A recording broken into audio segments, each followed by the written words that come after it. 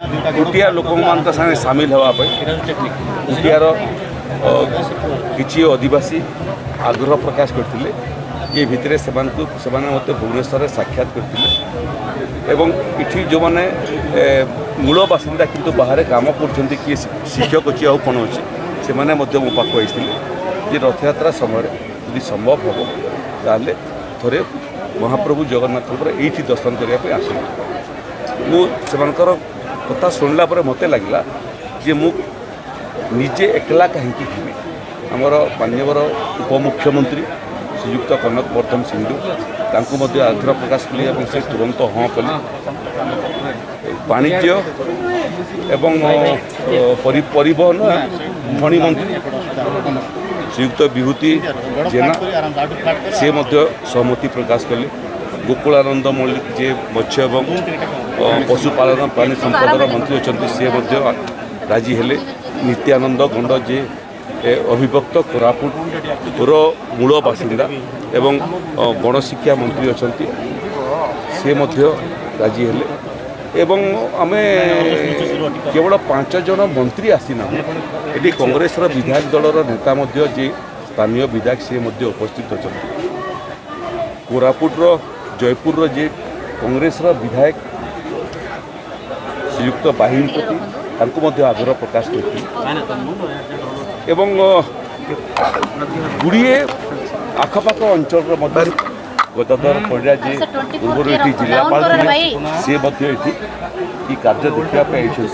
सरपंच समिति सभ्य आरंभ कर मंत्री एवं उपमुख्यमंत्री पर्यंत आज समस्ते आसलु महाप्रभु जगन्नाथ दर्शन करने भक्त मानकर सांगरे मिसवाई रथ टाणवाई एवं लोकंर ये रथ यात्रार जो माहौल ता सांगरे निश्चय सामिल कर जो माने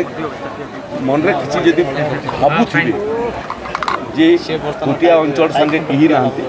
ये संदेश देवाटा ही आमर मुख्य लक्ष्य थिला जे सारा ओडिशा सरकार कुटियार पछरे अच्छा सारा ओडिशावासी कुटियार पछरे अच्छा दलमल्ल निर्विशेष आमे समस्ते एक आमे कुटिया समस्यार समाधान करने महाप्रभु जगन्नाथ गत काली मु पुरी रे आशीर्वाद भिक्षा करी आज कुटियार रथ यात्रा महाप्रभु जगन्नाथ को आमे समस्ते प्रार्थना कर ये समस्या समाधान करने एवं कुटिया अंचल विकास करने जिते पर्याप्त शक्ति सामर्थ्य दरकार से पर्याप्त शक्ति सामर्थ्यर आशीर्वाद आमको दिखाई आपण मान सागे भेट होगा किसी समय जो मैंने उपस्थित थे कलेक्टर भी उपस्थित होती एसपी उपस्थित अच्छा सब कलेक्टर बीडीओ तहसीलदार सरकारी अधिकारी उपस्थित अच्छा थे मत जो दायित्व दि जाइए ये कुटिया अंचल समस्या को टे परखिक देखापी और समाधान सूत्र बाहर करने तेणु मोर आसबार था आज ना काली आसता कि मोर सौभाग्य कि 28 तारीख दिन रथयात्रा मुझे मोर सहयोगी मंत्री मैंने समस्ते आसिले आपण मान सागे कुटियावासी सागे सरपंच एवं वार्ड मेंबर जो मैंने अच्छे सागे स्थानीय विधायक अच्छा सागे